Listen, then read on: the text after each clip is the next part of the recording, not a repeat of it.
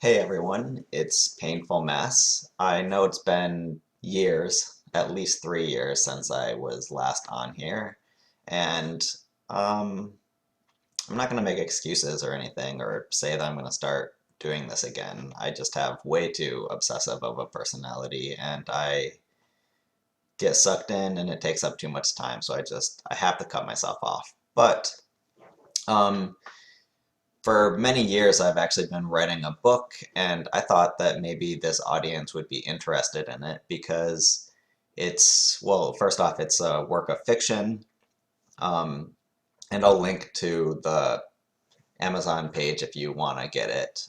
It's free if you have Kindle Unlimited. I know most people don't have that. I set it to the lowest price possible, which is $2.99 otherwise, and because I just want to get it out there and have people read it. I don't really care about you know, I would have set the price even lower if I could have, but that's the lowest Kindle allows. So what the book is it's a basically a fictional story of a person starting a religion in modern days. And the reason I thought this audience might be interested in it is because a lot of people subscribed initially to my channel because of the bias series I did and the how that affects people's thoughts in religion and why intelligent people fall into religion if even though they use rational thinking in other spheres of their life. And so it basically goes from this guy that has a brain tumor and he starts seeing an angel and he's an atheist and little by little he starts to keep getting more and more convinced that this is actually a real angel.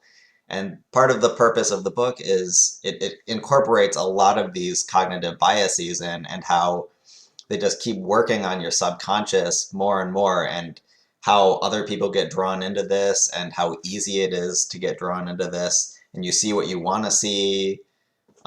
So I try to work all that stuff in, and I think it's a pretty interesting story overall. And I just thought I'd put that out there for all you to check out if you want to. And, maybe you're not into reading fiction or whatever, so it's not interesting at all, but this is one of the few places I could think of where like people might actually be interested in this. So by the end of it, you're supposed to sort of think to yourself, well, what would I have done in this situation? Could I have overcome all of my biases? Hopefully the answer is sort of no. Like that, if I had experienced all of these things, it's just a book to show how powerful this can be, even though sort of deep down inside that, it was a brain tumor doing it, or, you know, there's one part where there's this thing called a Brock inspector that people see, and it's a well-known natural phenomenon, but lots of people think they're seeing an angel when it happens, and there's scientific explanations for everything along the way, but all of this evidence just keeps getting piling up, and it works on these people at a subconscious level, and there's all these power struggles going on since it's you know, a religion that's forming, so how do people become leaders in it? And how can you tell the difference between a revelation or just your own thoughts? I think it's pretty cool. It's taken me over 5 years to write, so I spent a lot of time on it. Um, and it has been professionally edited, so it's not just one of these self-published books that you read a couple sentences and you're like, wow, is this person even a native English speaker?